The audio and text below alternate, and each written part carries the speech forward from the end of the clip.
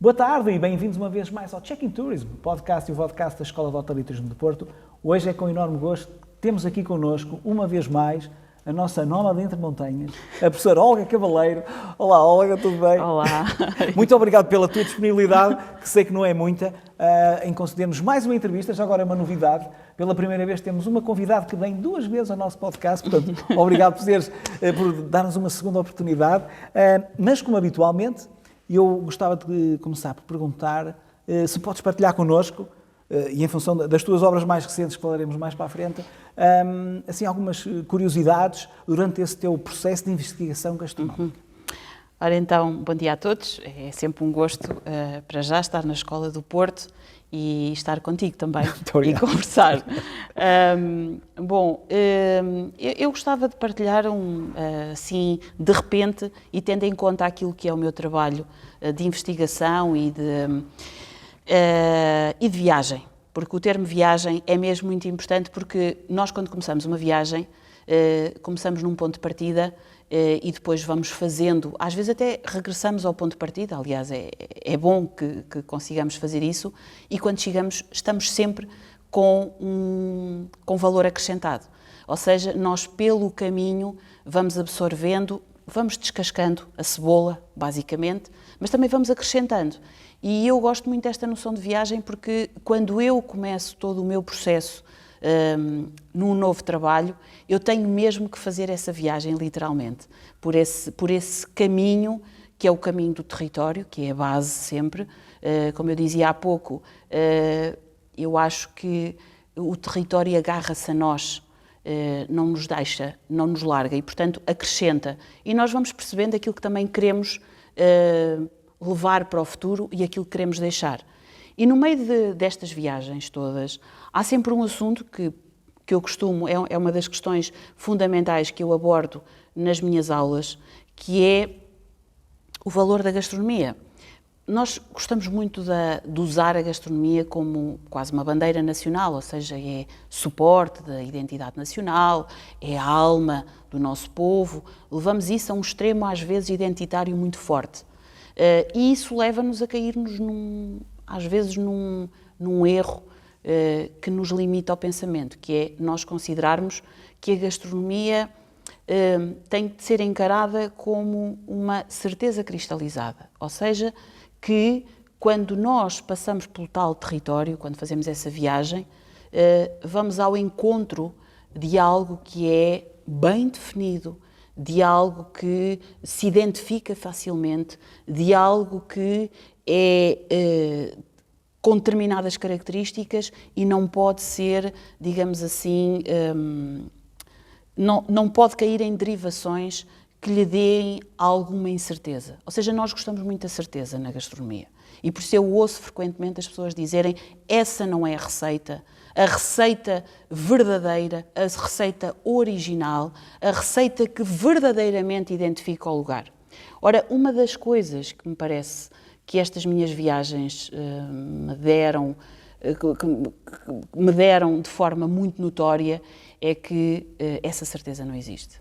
Ou seja, nós temos que deixar de olhar a gastronomia como sendo uma espécie de protagonista em palco, onde o holofote está a cair, está a iluminar e onde todos os contornos são visíveis e identificáveis. Eu gosto muito de falar da luz e da sombra que a gastronomia tem, que a arte culinária tem, porque a arte culinária é a transformação do produto em alimento, e cada pessoa, de cada família, cada comunidade, cada país tem os seus mecanismos, os seus recursos para fazer. E no meio disso tudo é muito interessante, sinceramente, é das coisas mais bonitas que as viagens me trouxeram, é precisamente isso, é eu olhar a sombra e a luz que cada receita pode ter. Ou seja, não olhar apenas a versão única e inabalável, mas olhar as versões. Quem me conhece sabe que eu faço muito um contacto de proximidade com as pessoas, gosto muito das fontes documentais, das fontes escritas, daquilo que pode ter sido registado por uma ou outra pessoa que tinha acesso a saber escrever, mas, de facto, a memória ainda é um grande, grande suporte para nós descobrirmos aquilo que pode ser a tal identidade gastronómica. E essa não é assim tão cristalizada, tão certa, mas tem muito de luz, tem muito de sombra. E eu gosto de caminhar por esses caminhos de sombra que depois me trazem a luz. Ou seja, um dos textos que eu inicio a Carta Gastronómica do Caramulo é precisamente sobre isso. A luz e a sombra nas receitas. No fundo, ouvirmos a primeira pessoa, mas ouvirmos as primeiras pessoas a falarem naquilo que pode ser as particularidades familiares, comunitárias, e viajar por essa incerteza dá-nos o mundo. E deve ter sido desafiante para ti, nessa viagem entre a luz e a sombra, se calhar alguns momentos mais desafiantes ao lidar com as pessoas, sobre aquilo, qual é a receita, não é? Sim, exatamente. Isso é muito interessante porque, e eu costumo dizer isso aos meus alunos, nós gostamos muito de ir à história da receita, e acontece muito frequentemente quando sou entrevistada, quando estou nas aulas: professora, conta a história. Não há história. Há a história que as pessoas podem querer e que nos remete para esse tal antigamente, para a esquina mágica da memória. O antigamente, e olhamos a receita como uma epifania. Não, a receita não é uma epifania. A receita é um constante trabalhar, é um constante limar das incertezas, dos erros, das conquistas que nos levam até àquilo que pode ser a perfeição. E poder olhar para essas várias versões deixam-me sempre com a certeza de que eu estou a conseguir mais. E quando eu estou no contacto com as pessoas, pois é evidente que uma conversa facilmente cai numa espécie de quase de confissão. Porque a gastronomia é algo que é feito por pessoas para pessoas e quase sempre está associado. Portanto, no conjunto das muitas conversas que já tive, e se calhar já foram mais de 500, só no Caramulo, na Carta Gastronómica do Caramulo, eu fiz 180 entrevistas, coleciono muitas histórias. Basicamente, eu costumo dizer que são as histórias das mãos que fazem as receitas.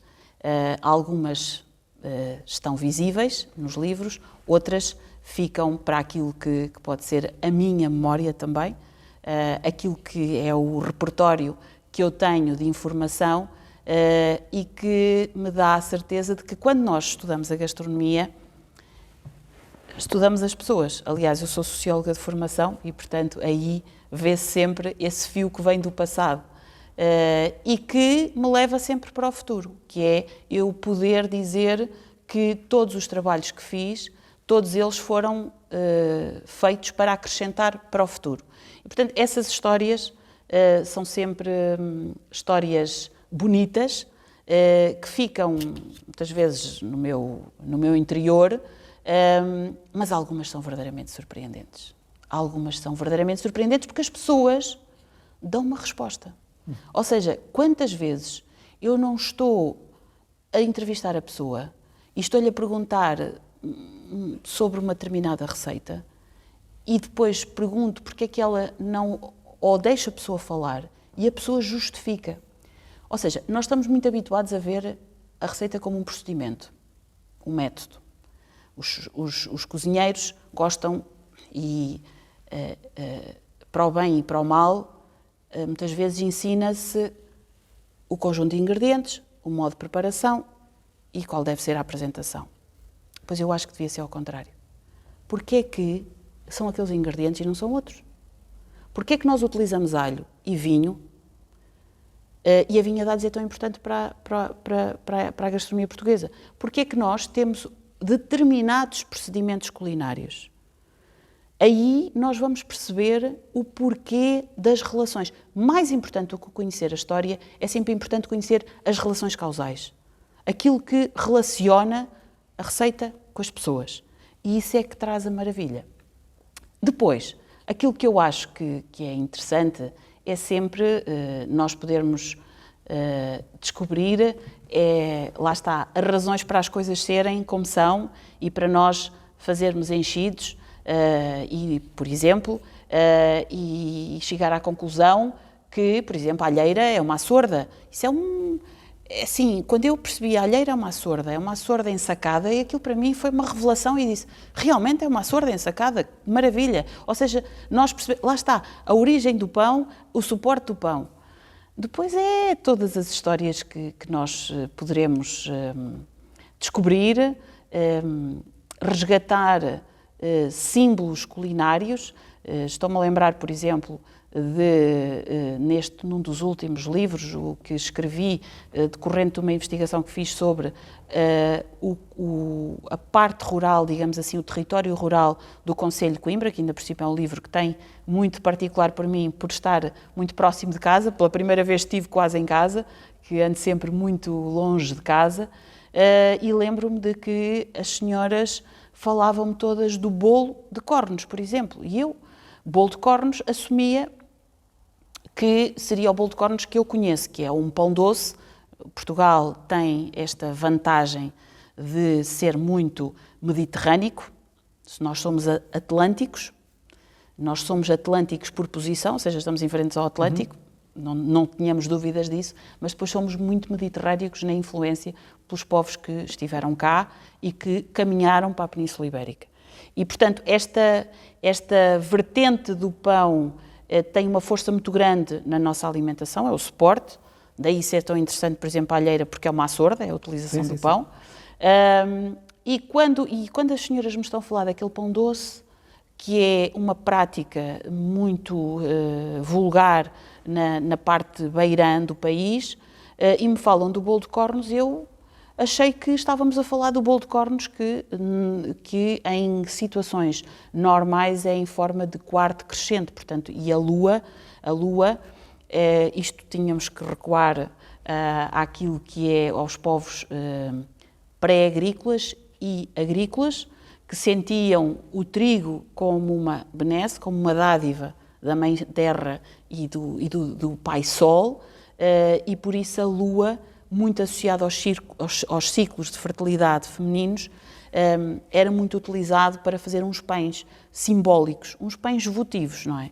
E, portanto, eu achei que aquilo era um pãozinho em forma de quarto crescente com os corninhos da lua, como acontece com a lua que está aos pés da Nossa Senhora da Conceição, que é a Nossa Senhora da Concepção, digamos assim, já numa versão católica e cristã.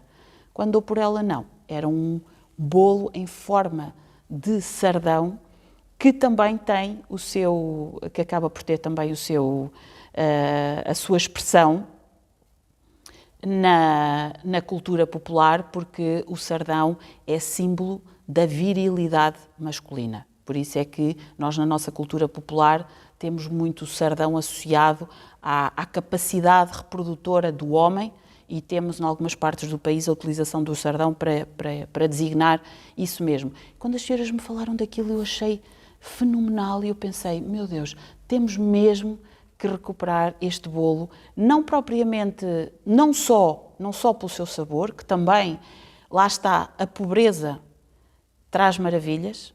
Nós temos muita ideia de que a gastronomia é boa quanto mais classificada, quanto mais ornamentada.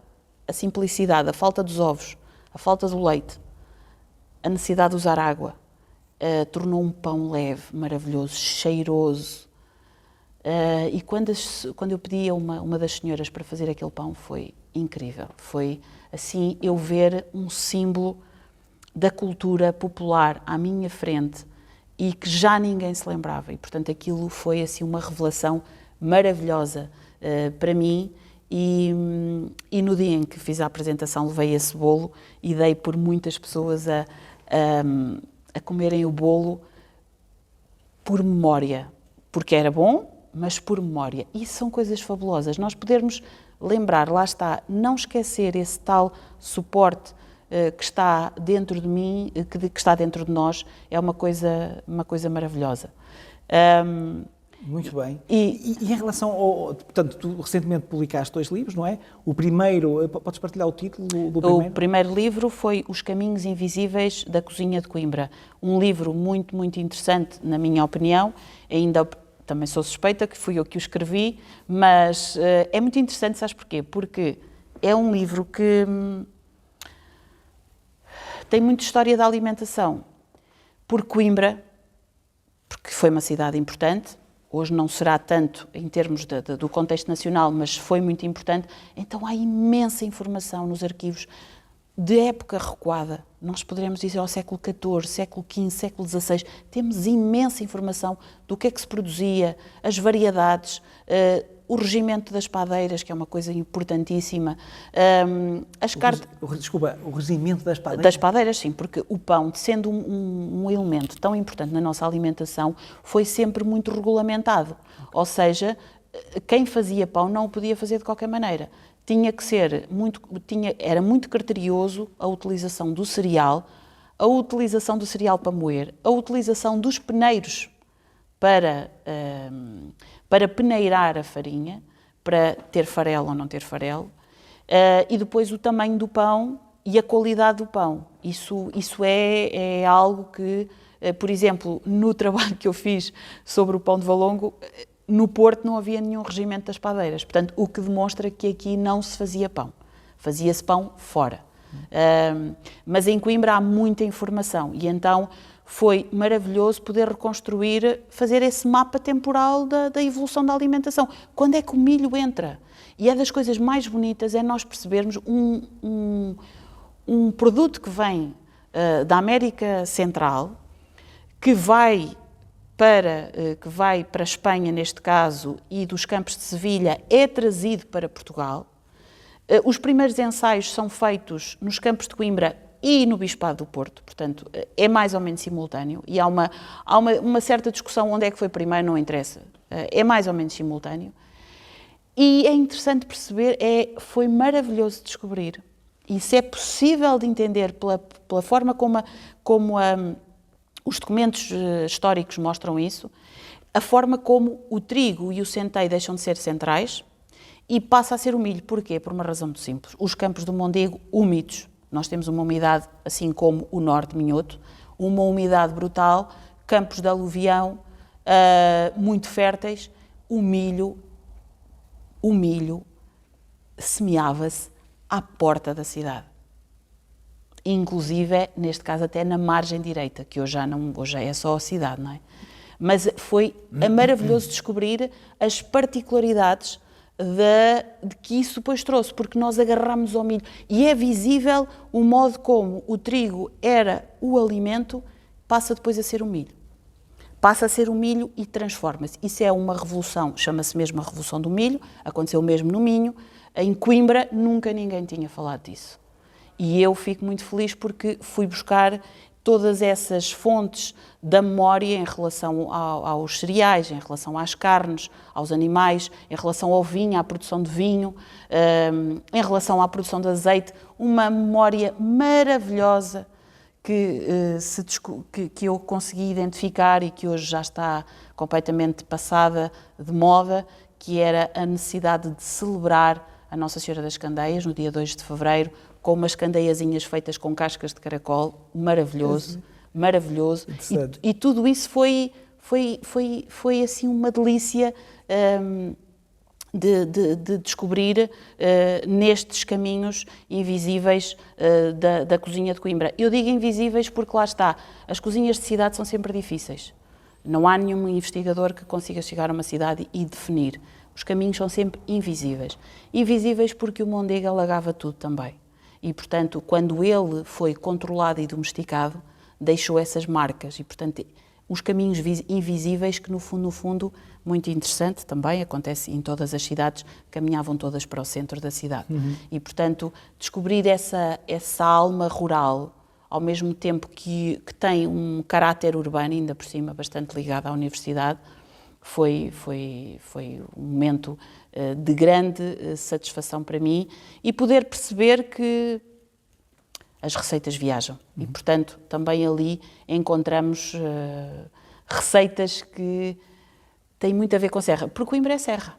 As pessoas não se apercebem disso, mas... Bem, se olharem para a universidade já é uma pista. Tipo. É, porque fica numa colina, basicamente é o maciço de Coimbra, o maciço marginal de Coimbra, que é uma espécie de quase de último bocado do maciço antigo, portanto a parte mais antiga, porque depois toda a outra parte já é feita de aluvião, construída pelo Mondego, pela sedimentação do Mondego. E este foi um livro que eu gostei muito de fazer, exatamente por muita coisa que me permitiu descobrir. E uma coisa que eu acho muito importante que aprendi contigo é realmente todo o storytelling, vamos usar uma expressão inglesa, que está por trás das razões, o porquê, o que é que surgiu e depois todos os impactos que teve numa comunidade, neste caso na Exatamente, exato. Que tem particularidades que outras regiões não têm. Por exemplo, nós temos as broas doces. E as broas doces de Coimbra são muito particulares. As tais merendeiras ou tortas doces, que não se fazem, ou lá está, o milho teve utilizações diferentes pelo país inteiro, mas as broas doces são de Coimbra. Assim como o fazer a torta na panela, que era uma espécie de pão rápido que era posto a cozer, uma bola de farinha de milho com água, que era posto a cozer dentro da sopa, dentro do caldo, porque antes não se dizia sopa, dizia-se caldo. Isso era a torta da panela e tem outras particularidades que as sopas fervidas, que tem muito a ver com essa tal... As pessoas agarraram-se ao milho como uma espécie de novo alimento que veio revolucionar e nós só tínhamos essa versão oficial para o Minho, por isso é que o Orlando Ribeiro fala da revolução do milho no Minho. Em Coimbra também tivemos essa revolução do milho, sem sombra de dúvida. Muito bem. E em relação à tua segunda obra? Tiveste 2 obras que lançaste recentemente? Sim. A segunda é também uma obra que me deixa muito feliz, porque representa até uma nova maneira de eu ter que trabalhar, porque eu vinha de um registro de cartas gastronómicas, sou conhecida por fazer as cartas gastronómicas e, portanto, já fiz 3, são muito densas sempre, a informação, é preciso, lá está, é preciso filtrar, é preciso definir, é preciso... não cair no erro de querer incluir tudo, mas também não se pode deixar de lado aquilo que pode ser importante. E eu vinha muito do registro de cartas gastronómicas, documentos muito pesados, até do ponto de vista da escrita, do raciocínio, mas que me permitiram alargar e definir muita coisa sobre o qual deve ser aquilo que eu considero uma revolução no conhecimento científico da arte culinária. Nós temos que começar a perceber que tem que haver aqui uma espécie de revolução epistemológica. E estamos muito habituados a um determinado contexto e há que partir e seguir. Mas esse foi um trabalho forte que eu gosto de fazer e que me traz muito conhecimento. O livro, o último que lancei, é quase uma espécie de miminho, embora tenha sido muito sofrido também, em termos de trabalho, mas é um miminho porque é sobre o pão, e eu adoro o tema do pão. Aliás, quando eu escrevi o Portugal Gastronómico e procurei fazer uma cartografia do país em termos gastronómicos, o pão ocupou-me 6 mapas, portanto isso diz muito a importância do pão. E o pão é um tema que me persegue nas aulas. Eu passo, se tenho 25 horas, se calhar um terço é justificar o porquê de tudo e o caminho que nós fizemos para isso. E o pão é um tema fascinante porque, como eu escrevo, o primeiro texto é A Nossa Casa é o Pão. E no meio disso tudo, a nossa casa é o pão e nós temos imensos pães na nossa vida. Nós estamos muito habituados só a ver o tal omelete, não é? O pão biju, não é? Sim, sim. Aqui é o mais conhecido, mas nós temos imenso pão. Ou seja, mesmo quando estamos a falar, e é sobre o pão de Valongo, e neste caso é um livro especificamente que se chama Valongo, uma história do pão, eu assumo que é uma história. Outras pessoas poderiam contar outras histórias. Porque nisto da investigação há que ter o cuidado de não querer ser o juiz, ou a juíza neste caso. Eu não quero ser eu a definir o que é importante ou o que não é importante. Eu posso filtrar, eu posso apresentar. Cada comunidade sente as coisas da sua maneira. E, portanto, naquele caso é Valongo, uma história do pão. E eu achei que fazia sentido, para um tema que eu gostava tanto e que sou verdadeiramente apaixonada pela história dos cereais. Se eu tivesse tempo, eu fazia assim mesmo, porque eu gosto mesmo. Mas fiz um bocadinho, que é a viagem dos cereais desde a domesticação até aos dias de hoje. Isso deu muito, muito trabalho. E a história do pão, propriamente dita. Nós estamos habituados a ver este pão hoje que nós conhecemos, mas o pão demorou até chegar ao ponto que nós temos hoje. O pão fermentado, cozido num forno, até a utilização das peneiras e etc. Mas eu há bocadinho estava a dizer que há muitos pães. E nós estávamos a falar do pão de valongo, eu nesse livro falo do pão de valongo, mas o pão de valongo é como se ele se transformasse e transmutasse em vários pães, desde logo a regueifa, que é uma forma de pão cultural, um pão votivo também, que tem a sua história. Devem ler o livro se quiserem saber, que é muito giro. Os biscoitos, que é uma forma de pão. Aliás, o biscoito não é senão, isto existe desde o início do pão, não é senão o pão cozido várias vezes para desidratar, ou seja, para retirar completamente a água e para ele poder ser utilizado no futuro molhado ou ensopado. Normalmente era assim. Nós sabemos que é uma prática, não é só dos descobrimentos, há quem fale muito dos descobrimentos e do biscoito, porque era levado nas embarcações para depois servir de alimento, mas no tempo dos romanos, por exemplo, os soldados romanos também o faziam, e é uma prática. Nós temos é que entender, o cereal foi utilizado de várias maneiras, papas, pão, biscoito, ou seja, os níveis de água são completamente diferentes de uns para os outros. E o biscoito, e depois, claro está, era impossível não ir àquilo que é o pão, por exemplo, nas rabanadas. Também é pão. Sim, sim. E, portanto, tinha que fazer esse contexto. A sopa seca, são absolutamente estruturais. As papas de sarrabulho, não é? As papas de sarrabulho fazem parte do pão. O pão... Pergunto, de norte a sul do país as papas de sarrabulho ou não? Porque eu não tenho conhecimento. As papas de sarrabulho são mais a norte. Okay. A utilização... a utilização do pão é feita de forma diferente acima e abaixo do Tejo. Sendo que o Tejo não é a quebra, é só uma evidência geográfica. Ou seja, não gosto... Eu tenho que dizer isto porque há muita gente que acha que abaixo do Tejo é o outro Portugal, acima do Tejo Sim. é o norte. Bom, isso não se verifica. Lamento dizer, mas não se verifica. Nós temos no Algarve relações maravilhosas com Trás-os-Montes e com o Minho. Uhum. Lá está.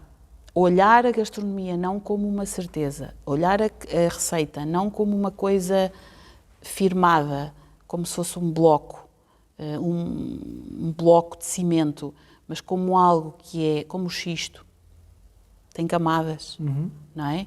Deixa entrar a água, ela permanece ali, alimenta a videira, na altura certa, e é um bocadinho isso que acontece. Portanto, e eu gosto de dizer isso porque isso é importante. Nós utilizamos o pão de maneira diferente acima e abaixo do Tejo, sendo que o Tejo é só mesmo uma evidência. Mas voltando aos pães, os pães são muitos. E depois, num livro que era sobre o pão, eu achei que não poderíamos ficar somente pelas histórias dos padeiros. Porque é claro que sim, que os padeiros... Em 1808, em Valongo, nós tínhamos 119 padeiros. Portanto, havia mais padeiros antigamente do que hoje em dia, digo eu. Não tenho isso dúvida. quer dizer. Sim, porque o Porto era efetivamente alimentado pelo pão de trigo que vinha de Valongo e pela broa de milho que vinha de Avintes. Uma das coisas interessantes é que o trigo transforma-se num protagonista e este livro faz esse caminho. Por outro lado, de facto, era o que eu estava a dizer, é impossível nós irmos falar das famílias e não falarmos também de quem fazia os fornos do pão, que conta uma história, quem fazia as pás, que levam 30 pães, ainda hoje, eu costumo levar os alunos, há uma padaria que eles ainda fazem assim, 30 pães numa pá lindíssima, e depois alinham o pão todo dentro do forno, uma coisa maravilhosa, ainda um forno de lenha, E não poderíamos passar ao largo disto, não é? Não poderíamos passar ao largo de tudo aquilo que até mesmo o pão sagrado, por exemplo, da pessoa que fazia as hóstias e cultivava o trigo no quintal. Portanto, são histórias que eu acho que devem ficar para o futuro nesta minha versão de Valongo, uma história do pão. Por isso, tentei ser abrangente, sem excluir, mas também não percebendo que alguma coisa ficou de fora. Sim, aliás, porque estavas a falar sobre essas origens e retomando a parte inicial, a luz e a sombra, ou seja, se nós recuperarmos ou traçarmos o trajeto inverso daquilo que foi a evolução de determinada receita ao longo do tempo e das diferentes que foram surgindo, se calhar em algum momento elas unem-se todas e têm uma mesma origem. Completamente. Ou seja, a origem tem a ver com a fome e os recursos que nós temos.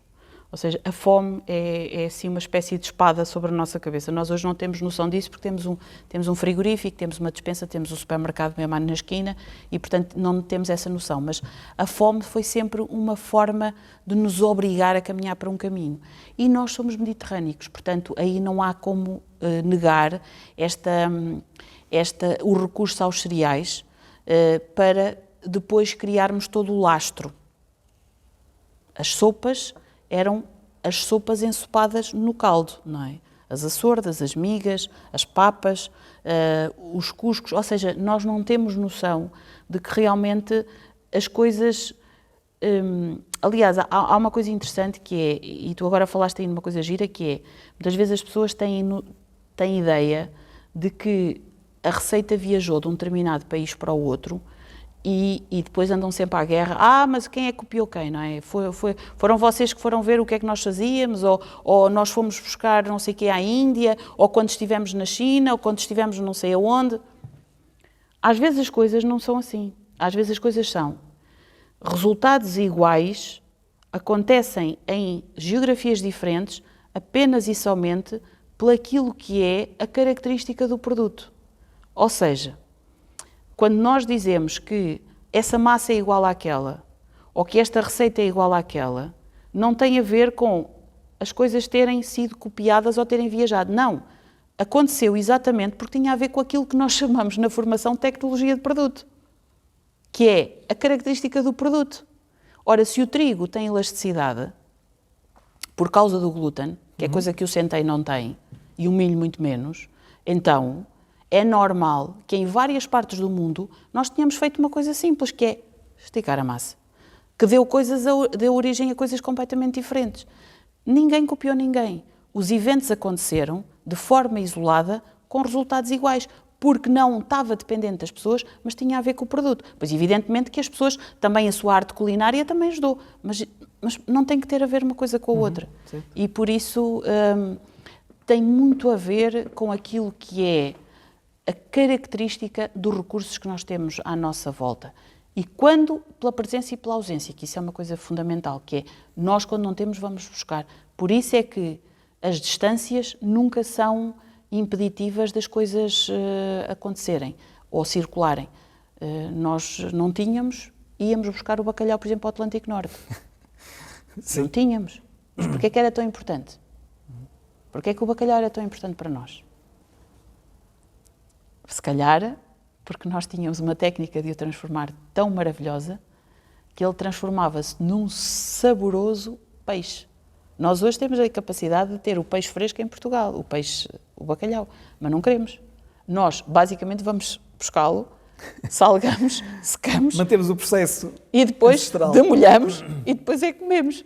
Exatamente, tem a ver com a tecnologia do produto. Mesmo. Sim, claramente. Claramente. E aí nós não tínhamos, mas acabamos por arranjar maneira de... Portanto, qual é a grande... O produto explica. O produto explica.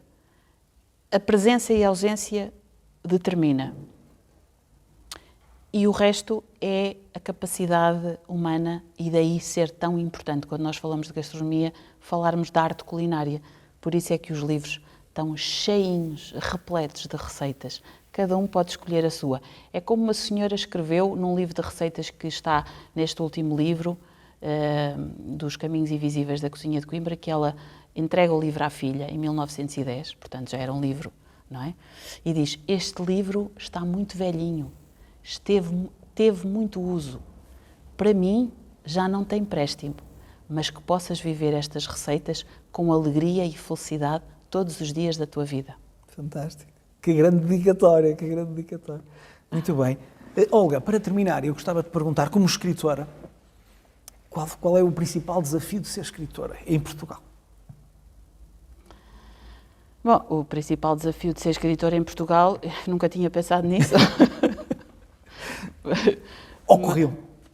Sim, mas acho que é mesmo o nós conseguirmos sair daquilo que, utilizando uma palavra inglesa, do mainstream, ou seja, nós conseguirmos destacar-nos, ou seja, nós temos muito ruído, lá está, vivemos ainda uma visão muito glamourosa da gastronomia, achamos que está muito relacionado com uma determinada visão e é muito difícil nós conseguirmos mostrar que existe outra maneira de ver a gastronomia e, claro, sobressair, não é? Custa-me um bocadinho que nós tenhamos nas nossas livrarias, e falo das mais conhecidas, temos livros internacionais e de autores que nem sequer são muito conhecidos, mas que falam sobre os temas da moda e, por exemplo, não tínhamos apenas por encomenda online,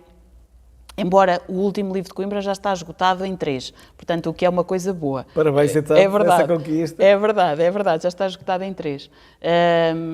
Mas acho que é absurdo nós não darmos primazia àquilo que... Porque o povo, e lá está, aquilo que há de valorização na sua própria cultura também vem um bocadinho por aí, que é nós podermos, claro que poderíamos e devemos ter aquilo que é a literatura internacional e etc. Mas se nós temos bons autores, por que não dar também uma oportunidade? Foi muito interessante porque um dos livros, o primeiro, o Receitas Contam Histórias, que foi a primeira carta gastronómica que eu publiquei, estava praticamente invisível e foi muito interessante porque agora foi nomeado para um prémio internacional para aquilo que é os Gourmand Cook Awards e, portanto, e foi nomeado e, de repente, começou a ter mais saída e com preço também a corresponder. Com preço a corresponder. Mas eu acho que esse é o maior desafio. Mas eu também não me vejo muito como escritora, vejo mais como alguém que partilha a mensagem, quem quer os livros, e tem sido muito interessante que as pessoas contactam-me a querer os meus livros e sobretudo, sem qualquer falsa modéstia, porque também tenho que ter consciência daquilo que foi lá está, a viagem que eu iniciei. Também tenho consciência de que trago uma visão completamente diferente daquilo que é a gastronomia, ou seja, naquilo que é a investigação da gastronomia. Sempre as pessoas muito centradas nos registros escritos, nas fontes históricas, esquecemos-nos dos principais protagonistas, que são as pessoas. E este meu trabalho representa um virar de página, com todos os defeitos e as virtudes, representa seriamente um grande acrescento à nossa visão e à forma como até podemos promover no desenvolvimento regional, porque isso é que é a base. Fazer livros para estarem estantes a apanhar pó não vale a pena e para as pessoas irem ler de vez em quando ou dizer que têm.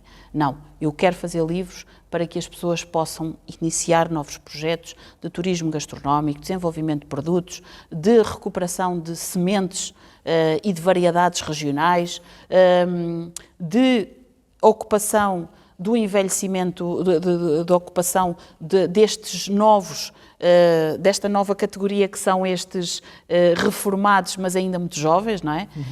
E, portanto, eu quero é que possa servir. Como até agora isso tem acontecido, sinto-me verdadeiramente feliz e realizada. Muito bem. Olga, muito obrigado por esta fantástica partilha. Parabéns pela nomeação e boa sorte com essa missão, que certamente acho que realmente faz todo o sentido ter esse desejo e esse sentido de missão de querer que a obra tenha um impacto efetivo nas nossas comunidades, neste caso.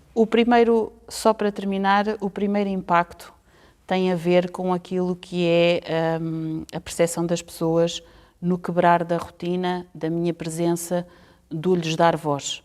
E essa quando eu acabo uma jornada de investigação, estou sempre feliz. Estou sempre feliz porque os abraços que me dão, algumas lágrimas pelo meio, e a forma como me recebem é muito sinal de que nós também precisamos de olhar para as pessoas de outra maneira. Claro, pessoalmente para essas pessoas são tão ricas de conhecimento e muitas vezes são esquecidas. Não é? E que vivem em contextos que nós às vezes não temos noção. Nós realmente temos um país partido e eu também luto para que o nosso Portugal possa dar melhores condições a quem está em locais onde a educação, a saúde e a mobilidade muitas vezes não são prioridade. E isso é uma coisa que não pode acontecer. Se nós queremos que esse Portugal tenha força, temos que dar condições. Muito bem, e espero que fique a mensagem para todos que nos vão ouvir e acompanharam este podcast, portanto, principalmente os intervenientes nessas zonas do país e a nível do Governo Central, já agora fica a dica, não é? Exatamente. Muito bem, e a todos os que nos acompanharam neste episódio, muito obrigado e vemos no próximo Check in Tourism. Até breve.